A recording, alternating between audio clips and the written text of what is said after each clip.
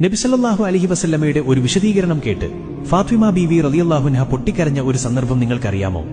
ഒരിക്കൽ നബി സല്ലല്ലാഹു അലൈഹി വസല്ലമ ഫാത്തിമ ബീവിയോട് പറഞ്ഞു, ഫാത്തിമ, ഞാൻ ഇസ്രാ മിഅ്റാജ് രാത്രിയിൽ ജിബ്രീൽ അലൈഹിസ്സലാമിനോടൊപ്പം യാത്ര ചെയ്യുമ്പോൾ ഞങ്ങൾ നരകം കാണാനിടയായി.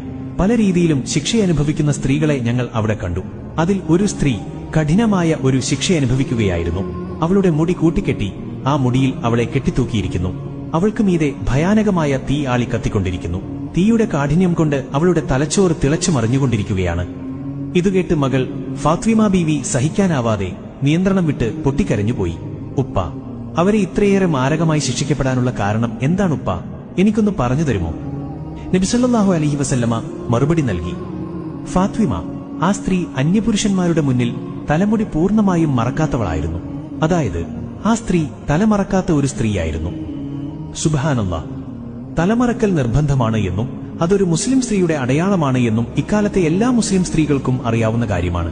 മറക്കണമെന്ന് അറിവില്ലാത്ത ഒരു മുസ്ലിം സ്ത്രീയെപ്പോലും മുസ്ലിം സമുദായത്തിൽ ഇന്ന് കാണാൻ കഴിയുകയില്ല. തലമറക്കാൻ മടിക്കുന്നവരും മറച്ചിട്ടും അന്യപുരുഷന്മാരെ കാണുമ്പോൾ താനേ തലയിലെ തട്ടം താഴേക്ക് വീണുപോകുന്നവരും കട്ടികുറഞ്ഞ നെറ്റ് പോലുള്ളവ കൊണ്ട് തലമറക്കുന്നവരും മുടിയുടെ മുൻഭാഗം മാത്രം പുറത്തു കാണിച്ച് ബാക്കി ഭാഗം ഭദ്രമായി മറക്കുന്നവരുമായ മുസ്ലിം സ്ത്രീകളെ, നിങ്ങൾക്കിതൊരു പാഠമാവട്ടെ. പെങ്ങളെ, നിങ്ങളിൽ പലർക്കും തലമറക്കുന്നതിന്റെ ഗൗരവം അറിയാത്തവരായിരിക്കും.